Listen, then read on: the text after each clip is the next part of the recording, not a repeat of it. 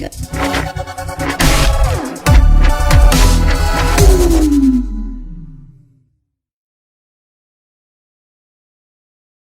Hey everybody, it's Benny1 and I'm back at you with that third Blade movie, and it is Blade Trinity. This movie came out in 2004, and oh boy, that's right, we have a stinker in the Blade trilogy, unfortunately. So, you gotta talk about the troubled, sour, rotten production that this movie went through, unfortunately. The movie was filmed up in Vancouver in Canada, and you can tell. That's actually one of the things that I don't like about the movie, but we will get to that. We got to tell the backstory of this beast first. So, this movie is written and directed by David S. Goyer. That's right, the guy that worked on the Nolan Batman movies, and he also wrote and directed the Suicide Squad movie that came out in 2016, I think? Yeah, 2016. The first Suicide Squad movie. Not the one that just came out that James Gunn did that was like a goddamn masterpiece, basically. Yeah, he wrote and directed this movie, and it is very publicized, documented, all out there on the internet. You can look this shit up. I'm not lying about any of this.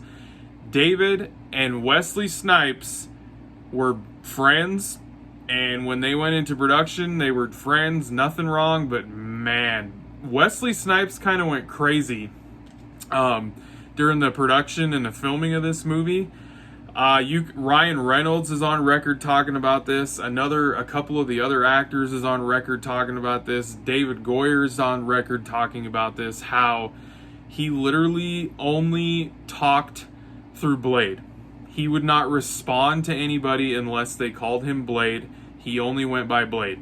He literally, the only way he communicated with David S. Goyer was through Post-it notes, and he signed them Blade.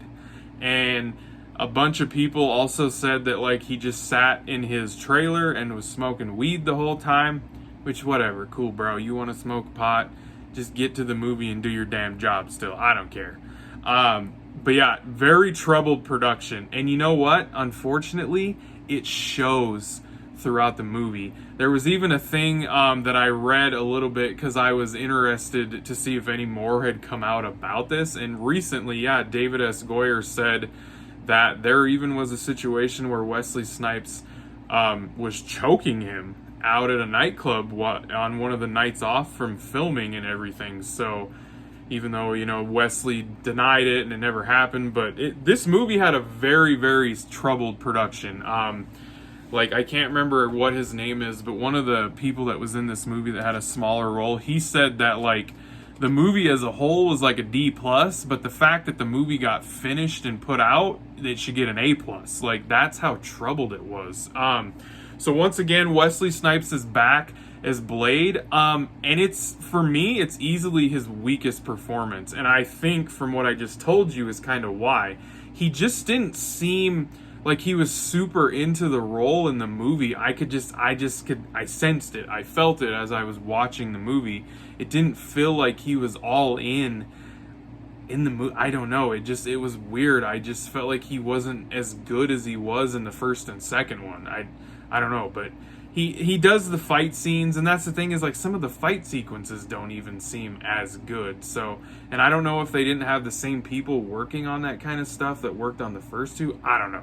Chris Christopherson is back as Whistler. He unfortunately meets his demise in this one, actually, whereas they tricked you in the first one. But he's back. He's just as good in the movie, honestly. Ryan Reynolds is in this movie. He plays Hannibal King. It's Ryan Reynolds in a Blade movie. He's the smart-ass jackass there for comedy relief. It's kind of an early iteration of Deadpool in a way, except for he doesn't have swords. But yeah, it's basically that, I would say, and he does a decent job. He has some pretty cool banter with some of the characters. Parker Posey's character, Danica Talos, and I'm sorry for this language, but I gotta say this shit. He literally says to her at one point in the movie, he literally says, you cock gobbling thunder contact was like, I just was like, wow, I'm sorry. That was really out there. Very naughty of me to say that kind of stuff, because I don't believe in that C word. I don't believe in saying that or anything. So, but yeah, Jessica Biel is in this. She is Abigail Whistler. She's Whistler's daughter. And Whistler said his family died, but this was, she was born out of wedlock and everything. So it was a kid that he had later on that he didn't know about, and then he found, and she wanted to be a part of this and help. So, and like I said, Parker Posey, she plays one of the main vampire characters, Danica Talos. And Hunter Hearst Helmsley, everybody, or as most people know him, Triple H, plays Jargo, everybody. He's the big muscle vampire guy, and he does the best he can at acting. He really wasn't in a lot of movies after this. This was the only movie I think I remember ever seeing him in, but he does an okay job.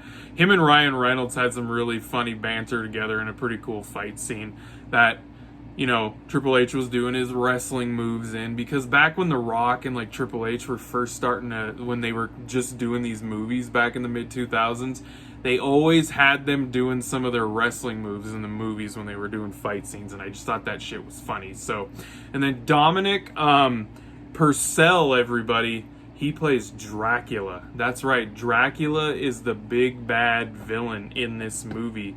He's the guy from Prison Break and Legends of Tomorrow. And yeah, he does a good job playing Dracula, and I thought he looked cool when he actually like turned into Dracula, and he had the mouth thing that opened, kind of like the Reavers or whatever from the second movie. So, but yeah, the movie, it's a mess. The plot is a mess. There's so much going on in the movie. It's just, because you got the Dracula thing going on, you got Whistler dying, you got the Night Stalkers, which is what Abigail and Hannibal King call themselves, and then you got this virus, you got this new serum type thing that they're working on, you have this little girl and her blind mom. There's just so much going on in this movie. Whistler dies, like, you got the FBI going after Blade. It's just, there's a lot going on in this movie, and with the way the production went, like, the story's a mess. The action is okay. I think the action sequence in the third act at the end of the movie is pretty good. It takes place at night, which is something that I was going to talk about when I said Vancouver. They filmed, well, whatever they filmed, they put in this movie out of the editing room. A lot of this movie takes place during the day.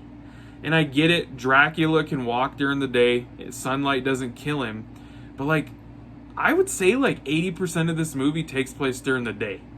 Whereas the other two, they were usually at night. There wasn't a lot going on during the day, and I found that weird. So the tone and the vibe and everything about this movie was just off. It just felt off. And that's even without the troubled production shit going on. What they chose to film, I don't get it. This type of character and these movies, they need to be at night. It's a better tone and setting for what this character is. So, but guys, this is easily the weakest Blade movie, unfortunately, and it kind of sucks that this is how this trilogy ended, because I bet if this would have turned out better than it was, we may have possibly gotten another Blade movie, but Wesley Snipes got in trouble with tax evasion shit or whatever not that long after this happened, and then he had to go serve some prison time, so we probably wouldn't have got a fourth Blade movie anyway. So, but yeah, guys, I'm gonna give Blade 3, I'm giving it a 6 out of 10. It's not very good. It's an okay watch. It's got funny parts, it has some decent action, but yeah, it's easily the weakest Blade movie in the trilogy. So a 6 out of 10 for Blade Trinity, everybody. Hope you guys enjoyed that review. Thanks for watching, and be catching all the two Bladers, because I have spoken.